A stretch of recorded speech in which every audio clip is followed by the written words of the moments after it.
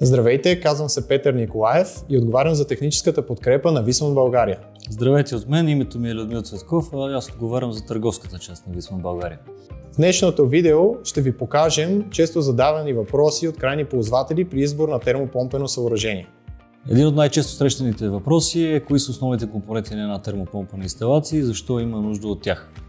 В една инсталация ни е необходимо на първо място топлоизточник. Това се явява термопомпата.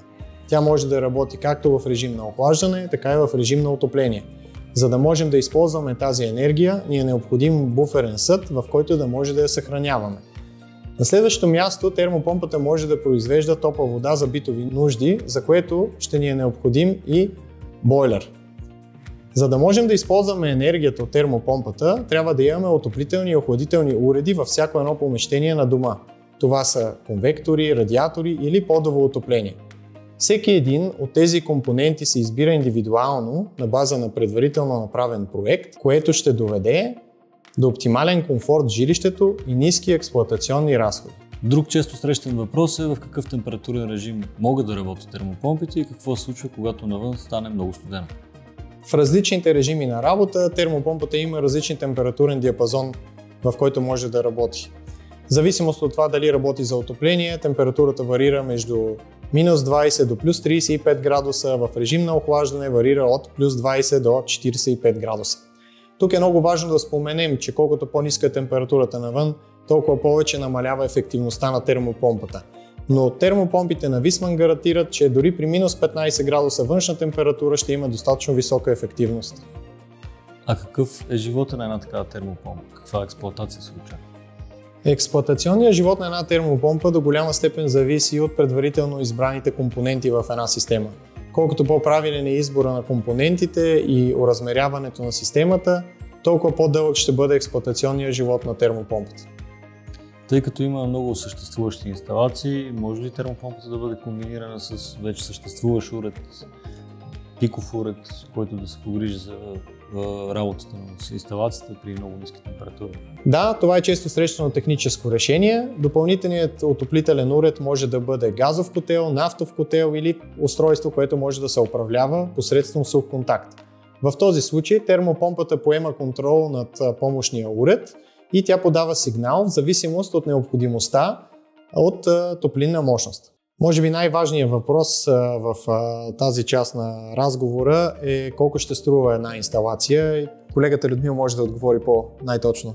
Като цяло е много трудно да се каже конкретна цифра на база на квадратура за една такава инсталация. Зависи много от топлотехническите свойства на сградата, зависи от изолация, изложение, големина на прозорци, клас на стъклопакети, брой стъклопакети и така нататък. Това, което бихме препоръчали в такъв случай е изготвянето на проект и на база на този проект може да сме много по-точни относно стойностяването за конкретна си термопомпа.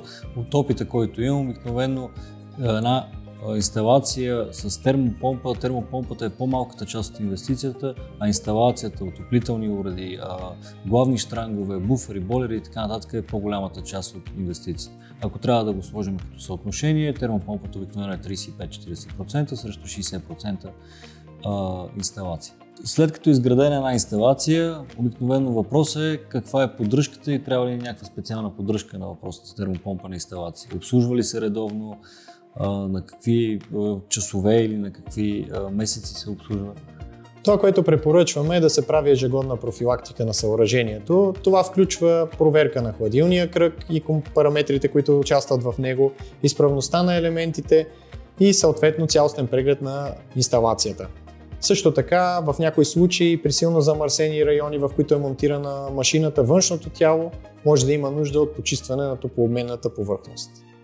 Спирайки се на термопомпена инсталация, изборът на термопомпа е изключително важен и основният въпрос е какво предлага Висман в този случай. Висман е утвърдена марка производител на отоплителни решения с повече от 100 години опит, като специално за термопомпите производството на такива съоръжения датира от средата на 70-те години. Благодарение на дългогодишния ни опит в развойна дейност, в разработка на термопомпени решения, смея да твърда, че Висман е една от най-инновативните компании, които произвеждат термопомпи. Също така се отличават с способна на качество и надежност.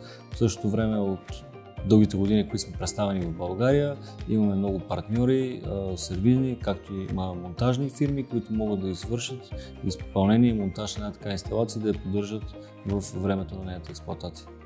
След като сме се спряли на термопомпа Viessmann, каква е основната разлика между Vitokal 100S и 200S? Модел Vitokal 200S е най-новата ни разработка в термопомпените инсталации, като тя се отличава с екстремно ниски нива на шум от 35 дБ на 4 метра, има по-висока ефективност при минусови температури. Благодарение на по-големия топлообменник, в същото време 100S има по-висока хладилна мощност, така че и двете си имат своите предимства в зависимост от конкретната инсталация, но е въпрос на технически параметри, коя от двете да бъде избрана. Как стои въпросът с наличностите и какъв е обичайният срок за доставка на термопомпа? Имаме склад в София, който се намира в Божурище, там е така доста сериозна наличност. Срока за доставка от склада ни в България е 2 до 3 дни, в зависимост от това къде се намира в България. В случай, че не е налично на склада в България, имаме регулярен транспорт всяка седмица от Германия, така че ако трябва да се поръча от Германия, срока на доставка е 2 до 3 седмици. С това смятаме, че отговаряме на голяма част от често задаваните въпроси от наши клиенти, като ако имате допълнителни въпроси, може да се свържете с нас на интернет страницата ни, Facebook или други канали. Също така може да използвате Live Chat функцията, която е на нашата страница viessmann.bg, където колегите отговарят в реално време на вашите въпроси. Благодаря ви за вниманието и до следващото видео. Благодаря и от мен.